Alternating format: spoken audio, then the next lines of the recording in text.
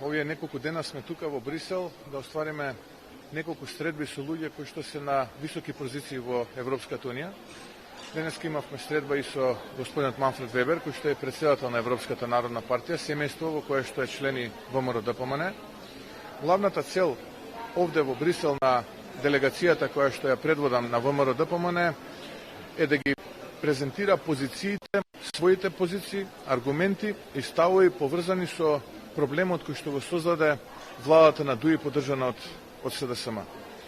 Она кое што најмногу зачудува, а кое што го слушнав овде во Брисел од соговорниците е дека нашите членови на влада, на македонската влада, кои што кога доаѓаат овдека во Брисел, ние мислиме работа за државата, тие покрај тоа што го уживаат комфорот на своите функции, единствената цел им е да ја кодошат опозицијата овде во Брисел и да бараат од луѓето од Брисел да вршеле притисок врз ВМРО-ДПМН да прифати договор кој што нити го преговарала, нити учествувала во него, а предупредила дека нема намера да го прифати.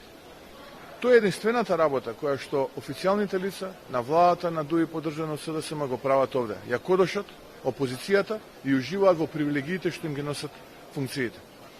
А нашата порака е дека ВМРО-ДПМН нема да прифати никаков договор кој што ќе биде под бугарски диктат. Тоа е основната и суштинската порака која што овде во Брисел ја пренесовме и ќе продолжиме да ја пренесуваме, а која што се темели на нашите факти и аргументи.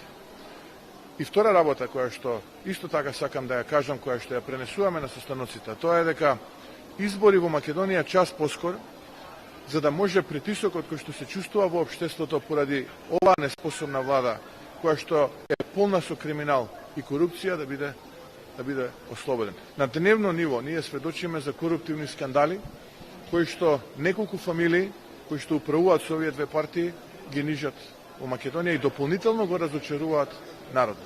Затоа се потребни избори, да дојде на легитимна влада, која што е избрана од народот, а не поставена како оваа влада на Ковачевски, влада која што ќе се бори за повеќе успеси за македонските граѓани, за повеќе пари за македонските граѓани, за подобар стандард, за повеќе инвестиции и реформи, за поквалитетно здравство и оно што е најважно, борба со криминалот и корупцијата. Тоа е многу важно, да може да го удриме во корен она кое што денеска представува навистина една епидемија во македонското општество, а тоа е високото ниво на криминал и корупција. Да повторам уште еднашка, првата порака е нема прифаќање бугарски диктат и втората порака е избори поскоро, да може да имаме легитимна влада која што ќе биде предводник на еден реформски процес. И благодарам.